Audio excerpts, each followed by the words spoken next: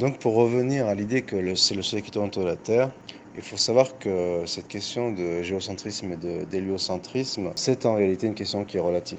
Déjà, il faut savoir qu'en réalité, Galilée n'a rien inventé, déjà pour la circonférence de la Terre. Donc on disait déjà dans l'Antiquité que la Terre était ronde, et que l'opinion attribuée aux religieux catholiques qui dit que la Terre est plate, c'est un mythe purement humaniste pour discréditer l'Église, et que l'idée que la Terre était ronde, elle était connue déjà par les musulmans, donc avant Galilée, et aussi par des grands astronomes de l'Antiquité, notamment au Moyen-Orient, dans les civilisations du Moyen-Orient, babyloniennes et autres, qui ont été repris et imités par les Grecs. En fait, de dire que c'est le Soleil qui tourne autour de la Terre, c'est une notion qui est relative. C'est-à-dire que par rapport aux terriens, c'est le Soleil qui tourne autour de la Terre.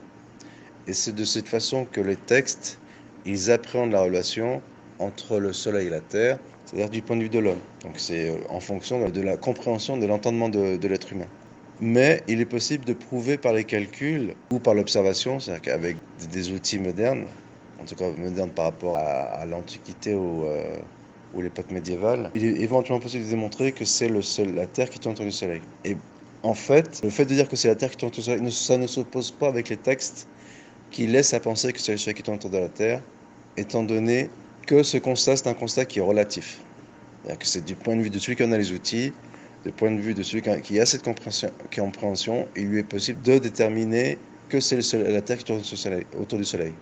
Et par rapport à ce constat, celui qui va adopter cette opinion, de son point de vue, c'est une croyance. De la même manière que celui qui dit que c'est le Soleil qui tourne autour de la Terre, de son point de vue, c'est une croyance, étant donné qu'il se fie au sens apparent des textes, ou au sens littéral des textes du Coran. Donc, en réalité, le Coran, ce n'est pas un précis d'astronomie, mais en même temps, il y a des textes du Coran qui laissent à penser que c'est le Soleil qui tourne autour de la Terre, alors que c'est une approche qui est relative, qui est par rapport à l'œil humain. Donc il n'y a pas contradiction entre les textes, entre le sens apparent des textes et l'héliocentrisme.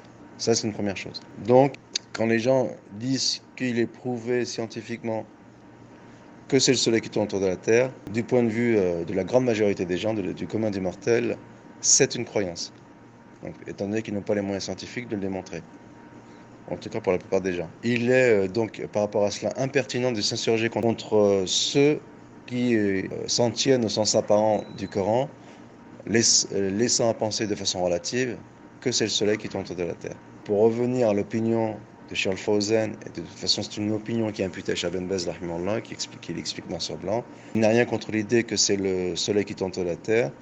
Il dit pour celui qui a les moyens de le démontrer, il dit mais lui il s'en tient à sa compréhension des textes qui laisse à penser que c'est la Terre qui tourne autour du Soleil. Donc ici ce n'est pas une question blasphématoire où les conséquences elles ne sont pas graves de fait d'adopter soit cette opinion, soit cette opinion. Étant donné que du point de vue de la plupart des gens, c'est une croyance. Des deux côtés. Indépendamment de savoir qui a raison, qui a tort. Voilà.